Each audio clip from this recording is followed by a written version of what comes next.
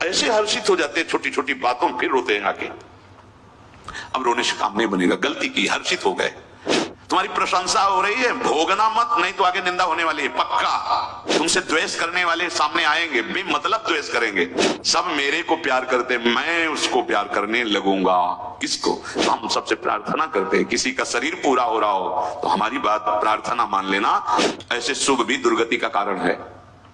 कोई विद्वान कह सकता है कि शुभ के द्वारा दुर्गति, काल ने नष्ट कर दिया 1 वर्ष, तुम्हें पता नहीं चला। 1 वर्ष जानते, 1 वर्ष किसे कहते हैं? भगवत प्राप्त हो जाते हैं। 12 महीने होते हैं, 1 महीने में 30 दिन होते हैं, 1 दिन में 24 घंटे होते हैं।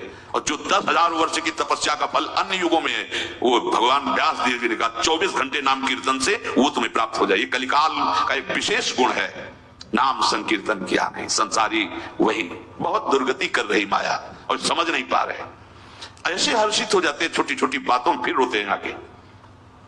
अब रोने से काम नहीं बनेगा, गलती की, हर्षित हो गए। बिना भगवान के आश्रय के इस दोष से मुक्त। हर्ष दोष है, कल भी चर्चा में था। हर्ष शोक को उत्पन्न करता है। आप द्वंद्वों को समझिए। लाभ हुआ है, होश में हानि आने वाली है।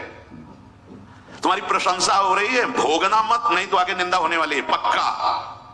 ये द्वंद्व है, द्वंद्व दिन है, कमाई कर लो, होश में रात्रि आने वाली है। यो न हर्ष्यति, किसी भी बात में हर्षित नहीं। देखो सत्संग है, पकड़ो बात।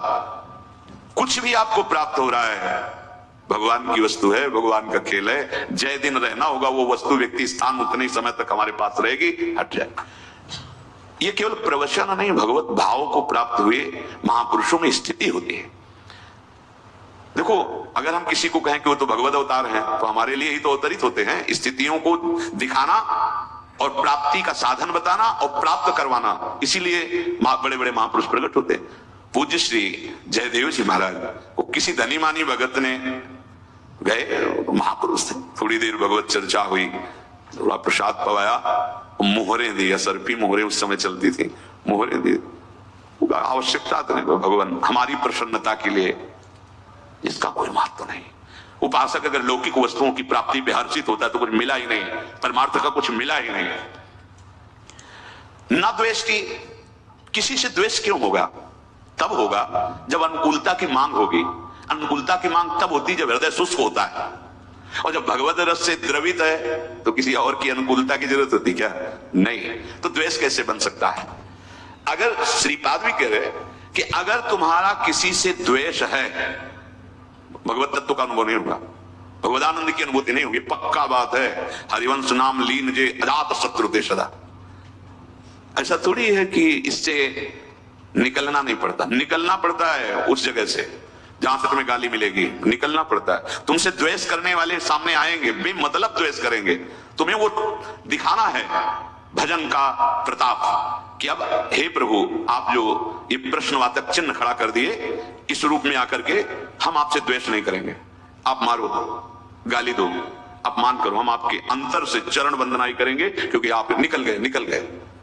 और अगर द्वेष कर लिए तो जहां माला में हाथ डाला तो पहले वही आएगा। रागात्मक द्वेषात्मक वृत्ति ये अंदर की, हम यहाँ की बात कहते हैं, यहाँ की।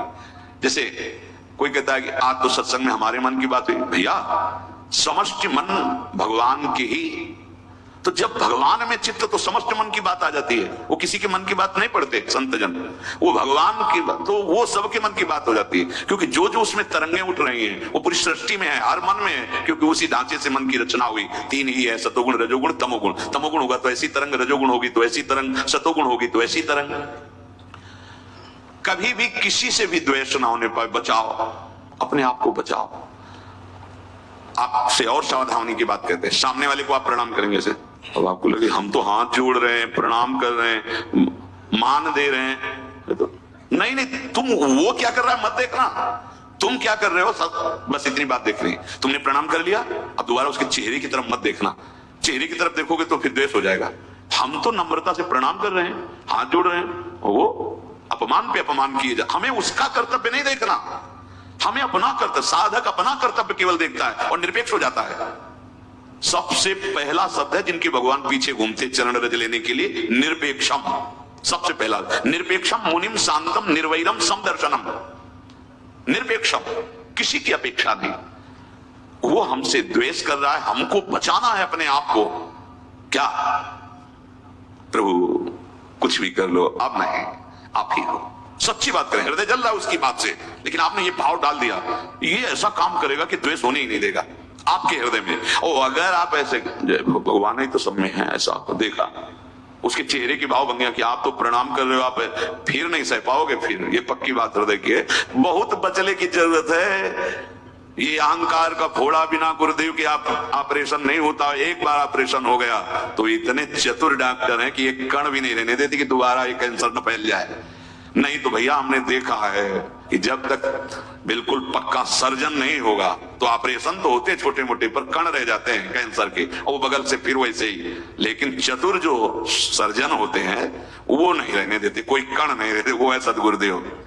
हाँ, मिटिया मेट कर देते हैं इस देहाभिमान को। ये बिल्कुल समझो, यहाँ की छाती की बात कहते हैं, ये बहुत जहर है। इसीलिए कोई भगवदानंद की अनुभूति नहीं होने दे रहा, कोई आध्यात्मिक भूमिका नहीं जागृत होने दे रहा। यही भगवान के सामने कालिया फन नीचे थोड़ी कर रहा था, ऐसे ही कर रहा था। भगवान है पर फन दबा के चढ़ गए फन के ऊपर। जो फन ताते उनका तो नृत्य, उनका सारा का सारा अहम चूर।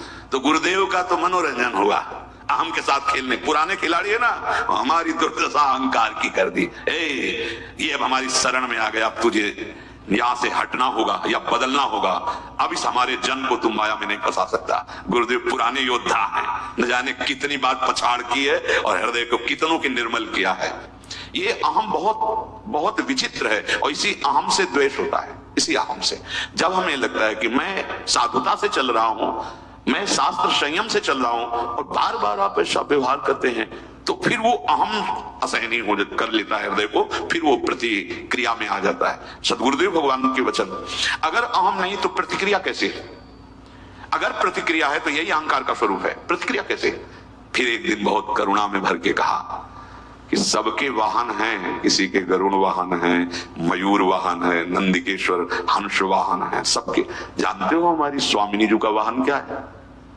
माँ जी हमने कहीं पढ़ा नहीं, कहीं सुना। बोले दैन्यता। यद्यपि सकल लोक चूड़ामणि, दीन अपन को माने, प्रीति की रीति रंगी लोई जा। सदगुरुदेव के वचन। अगर उपासक में दैन्यता नहीं तो प्रियाजू विराजमान कहां होंगी? क्योंकि प्रियाजू का वाहन दैन्य है। देखो, प्रिया प्रेम रस प्राप्त करने के लिए अखिल ब्रह्मांडों के ईश्वर भगवान श्री हरि कितने दैन्य है, कितने दैन्य है। यद्यपि सकल लोक चूड़ामणि, अखिल कोटि ब्रह्मांडों के स्वामी, दीन अपन को माने, अपने को प्रियाजू के सामने कितना दीन। ये एकांतिक निकुंज की बात, बाहरी नहीं जान सकते। हरिराम व्यास जी देख रहे हैं कि प्रियाजू के सामने पीकदानी ले सरकार खड़े हैं अखिल ब्रह्मांडों। प्रियाजू के सामने एक पात्र में रंग है, एक में हाँ, और चित्र लिख रहे हैं श्री चरणों में, महावर की रचना कर रहे हैं।